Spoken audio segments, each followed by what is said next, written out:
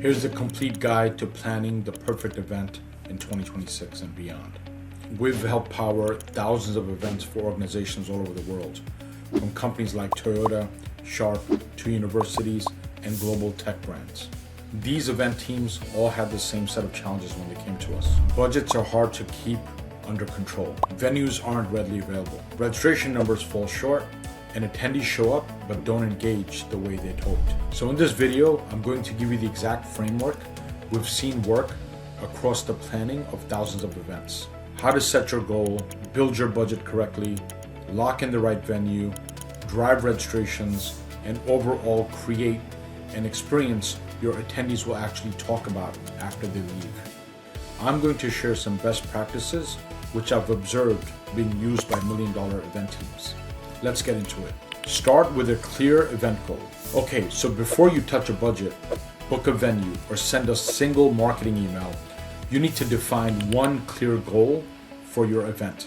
Without a clear goal from the start, you risk budget overruns, missed opportunities, and an attendee experience that doesn't actually connect to anything meaningful. The reason having one goal, let's call it your North Star, matters so much is because when you're chasing multiple outcomes at once, no single audience segment ever builds enough momentum to take action. Buyer attention spans are shorter, decision cycles are compressed, and attendees show up with completely different priorities. So trying to convert everyone on everything at the same time means you convert nobody on anything. So remember, one true goal, that's it. And that goal needs to be a specific business outcome, not a feeling. Vague targets like boosting attendance or making it memorable give you nothing concrete to measure against and nothing to hold your team accountable to. Instead, pick something like how many demos were booked within a set time frame, how many pilot commitments were generated, membership upgrades, renewal accelerations, or partner onboarding progression. These are all strict business outcomes. When your goal is that specific, your agenda, your content stack, and all your follow-up plans start all falling into place way better. Because everyone on the team knows exactly what they're building toward. Once that goal is locked in, use real-time data to set realistic targets around it rather than guessing. Pull from past event performance by looking at things like registration flows, badge scans, no-show rates, and session dwell times to build a forecast grounded in what's actually happened before. If it's your first event and you don't have that historical data yet, lean on audience insights and industry benchmarks to get as close to a realistic projection as you can. When our team onboards a new client, we ask the tough questions to ensure a good fit. We ask who their target attendee personas are, their desired outcome from each persona, and their definition of success. Then we work backwards from there. From this point forward, every single decision you make should connect directly back to that one goal. When your whole team has clarity, decisions across departments get made faster and more consistently because there's a shared lens everyone is looking through. And when something unexpected comes up, which it always does, that goal is what tells you what actually matters and what you can let go of. By the way, if you want to see how our platform Eventcombo can help you manage all of this in one place, click the first link in the description and look for a free demo. Anyway, let's keep it going. First thing is first, build a realistic budget. So now that your goal is defined, the next thing you need to do is build a realistic budget. And the way you do that is by breaking your total number down into specific categories before you start committing to anything. Common categories include venue, security, catering, entertainment, marketing, travel, lodging, technology, merch, and staffing. So make sure you go category by category and assign a cap to each one before you start getting quotes. Now, one of the biggest mistakes we see planners make is underestimating hidden costs. Things like permits, insurance, post-event cleanup fees, and security charges get left off of the initial plan all of the time. These are completely predictable costs and they need their own line item from the very beginning. And when you're locking in vendor agreements, make sure you're negotiating protection against price changes. Vendors can and do notify planners of price increases as the event date gets closer, even after prices have been locked in. So build clauses into your contracts that protect against unforeseen escalations before you sign any. Also, always build a contingency fund into your budget from the start. Having that buffer means a last minute change doesn't force you to cut something that actually matters to the attendee experience. I recommend a 20 to 30% contingency fund to be safe. And throughout the whole planning process, track every expense live, not just at the end. If you're using Eventcombo, this is super easy because our budget tools sit inside the same place you're managing everything else. By the time the event is over, there's nothing left to fix. Live visibility into where you're spending gives you the ability to course correct before a category goes over. Choose the right venue. So once the budget is in place, you can start thinking about the venue, and this decision honestly deserves a lot more attention than it usually gets. The location, the size, the atmosphere, the ambiance, the amenities of a space directly shape how attendees feel about your event from the moment they step in. The venue is a really big part of the attendee experience and not just a logistical checkbox. And if you have a good event management platform, it will actually let you search for venues, assign one to your current event, and even build out a floor plan all in one place, which saves you a lot of back and forth early on. Now when you start comparing options, lead with cost and get specific about exactly what's included and not included.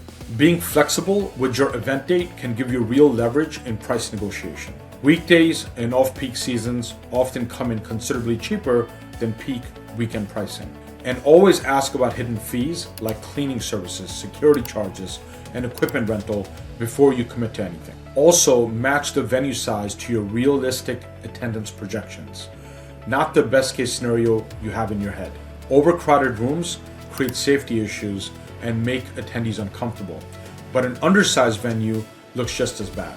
Look for venues with flexible layout options so you can adapt if your numbers come in a little higher or lower than you had planned for. Location and accessibility are worth thinking about carefully too, because these things directly affect whether people actually show up. Proximity to hotels, airports, public transportation matters a lot, especially when your audience is traveling in.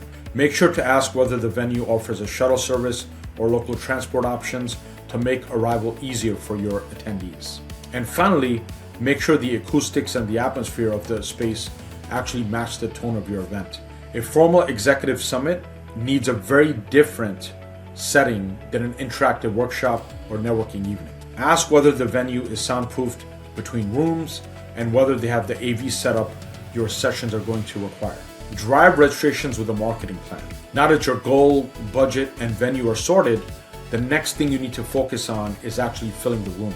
And that starts with knowing exactly who you're trying to reach before you build a single campaign. You really can't convert an audience you don't understand.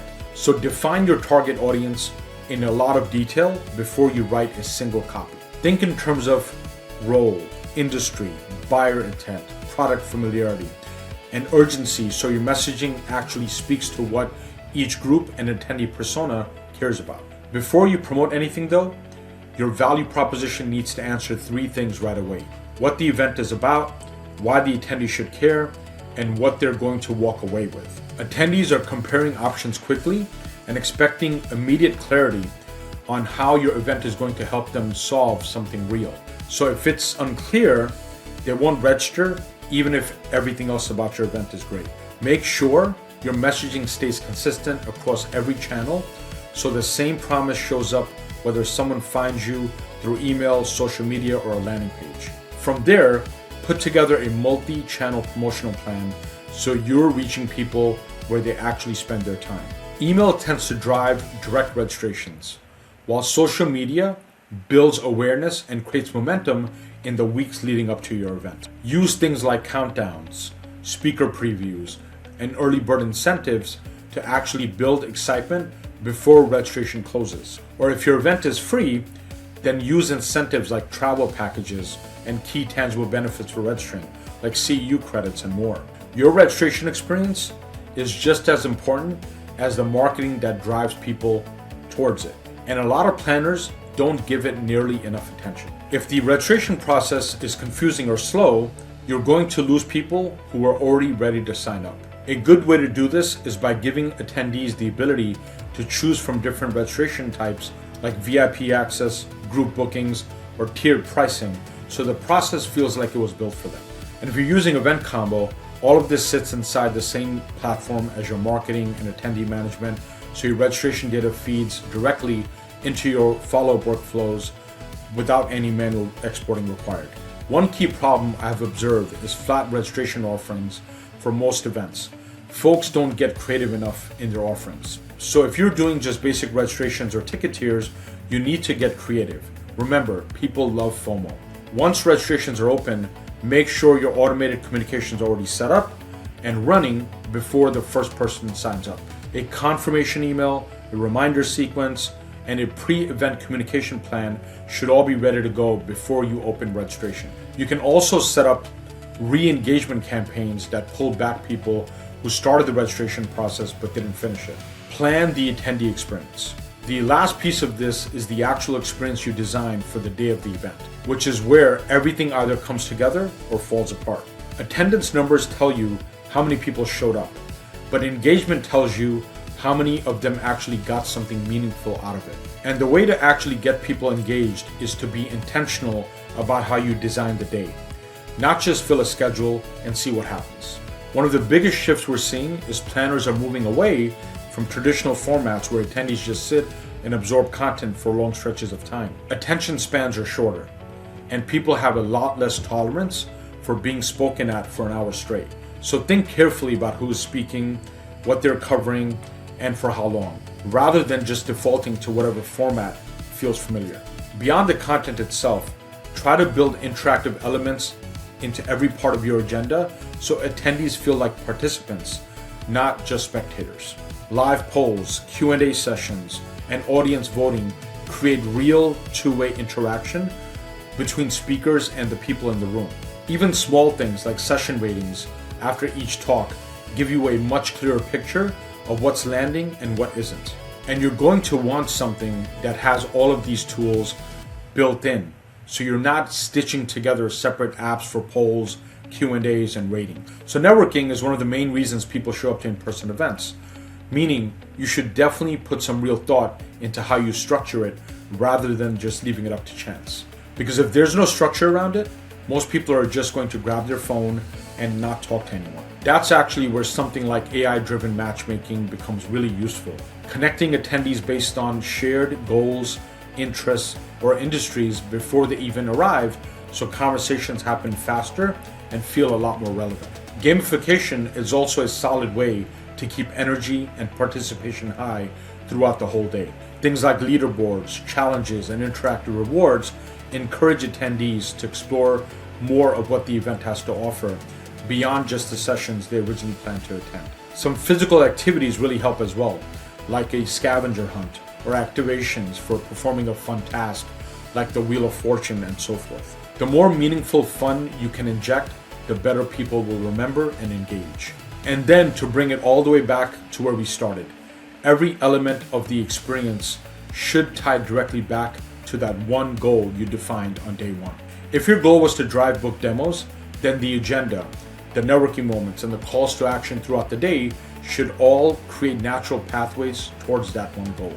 A well-designed attendee experience doesn't feel pushy at all.